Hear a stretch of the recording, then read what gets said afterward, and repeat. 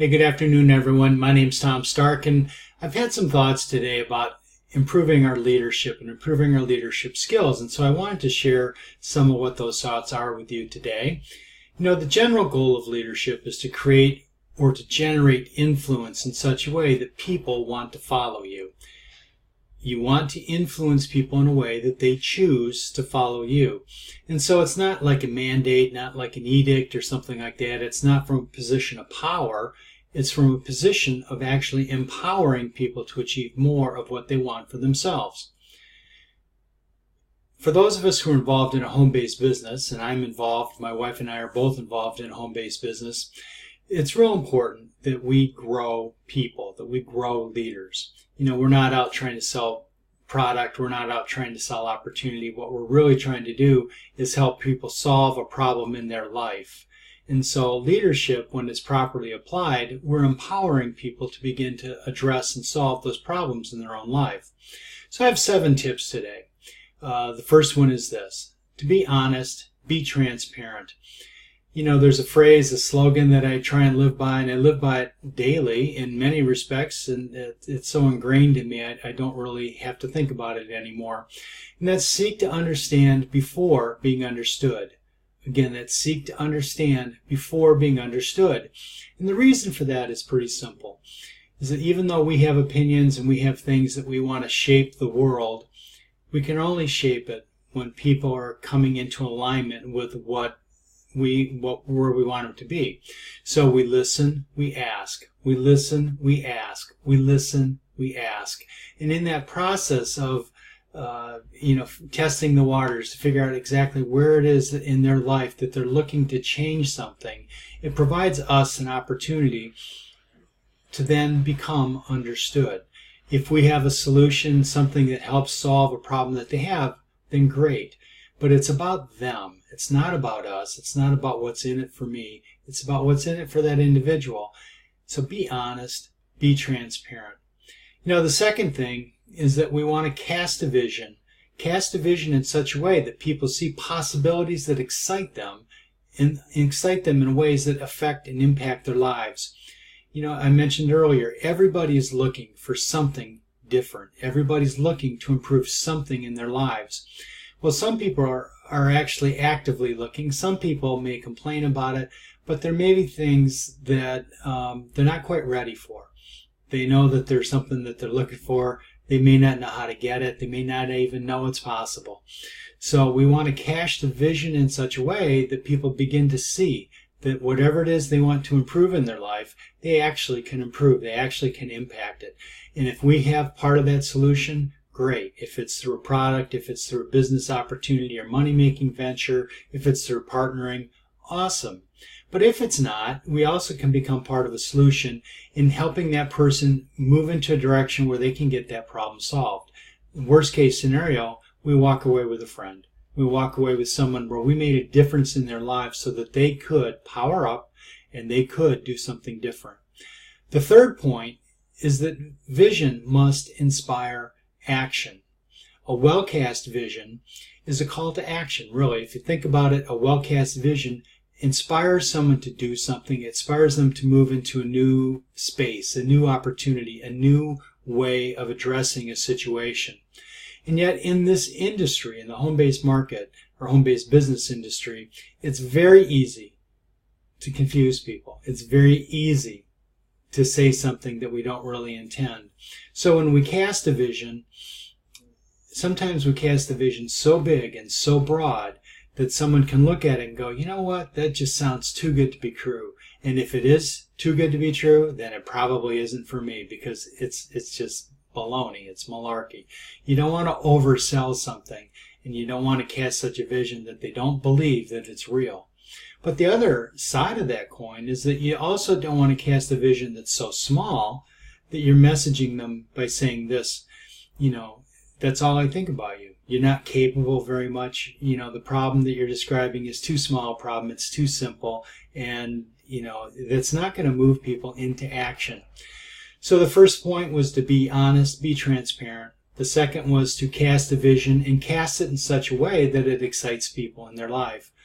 The third is that when casting a vision, to do it well, to do it right, you're inspiring action. The fourth thing is under promise but over deliver. We hear it all the time, especially when we're casting a vision. It's easy to say, wow, you can get this solved, get that solved, and you want to bring somebody along. But I first heard this from a friend of mine, and it was through a training that she was doing where Angel Balichowski said this: I will help you build your business. Well, when we say that as one sentence, I will help you build your business, we're telling that person, yeah, we want to partner with them, we want to help them in any way that they need, any way that's possible. And yet, is that really what we want to do? And I'm not so sure that it is. In the home-based business industry, there is a phrase that's very well known, and that is, if you help enough people get what they want, you will get what you want. And so we want to say to folks, I will help you build your business. But I think it's better, more properly understood, if you break that up and you put it into two sentences. I will help, period, you build your business. I will help you, period, build your business. You build your business. Because in the end, when someone partners with us, especially on the business side of it, what they're really looking to do, what we really want them to do, is to learn how to empower others. When we spend more time helping that person, when we spend more time responding to their questions, doing things for them, we're not really moving them into a space where they can teach, where they can train, where they can share with other people. So it's very important. Under promise, but over deliver. And understand where you're going with that, with your prospect or your client, your business partners, whoever it may be. One of the things with leadership also is that when people do choose to partner with you, and especially on the business side, but even on the product side, that you want to help people get plugged in to get connected.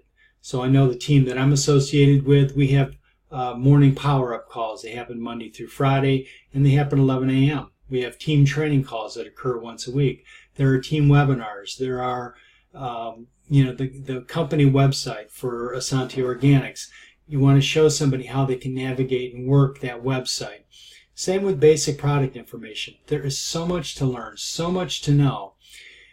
Three-way calls, helping them set their goals, helping them build their list of contacts. All that stuff needs to be done, and needs to be done fairly quickly, especially if they're on the business side. If they're simply buying product, then you want to help them make sure they know what the nutritional value of the products are or what the benefit is to it, and then begin to help them understand the proper use, not only the ones that they're buying, but potentially other products that they can get involved with.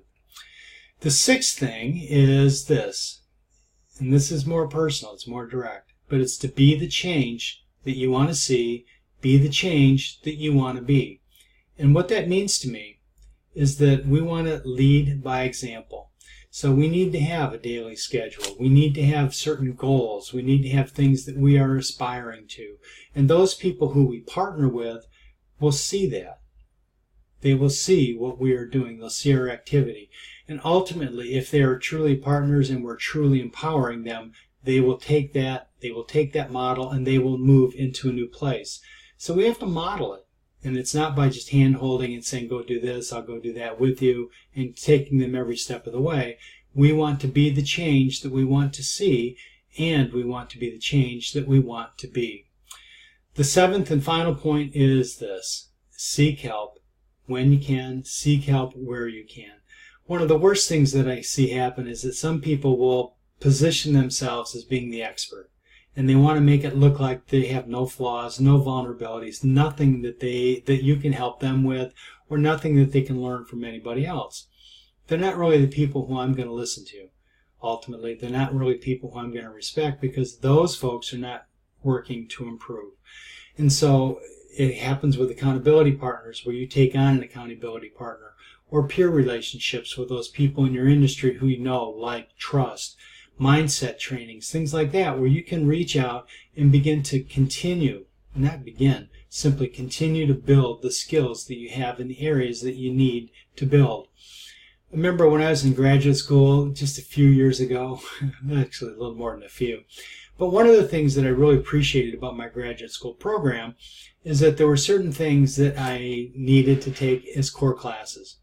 But there were also certain things that I knew I didn't know and I needed to know. And they weren't offered necessarily in the class structure. I had to go find the answers. So I was able to build relationships and rapport with several of my professors. I did some study groups with some of my classmates, things like that. But there were things that I knew I didn't know. In the home-based business industry, as we develop our leadership, it's the same basic phenomena. There's certain things that we know, certain things that we don't know, and those things that we know we don't know, we need to start moving into that space so that we can get it. Anyway, that's it for the call today, or this training. Again, I want to repeat it. It's 1, be honest and transparent. 2, cast a vision in such a way that people see possibilities.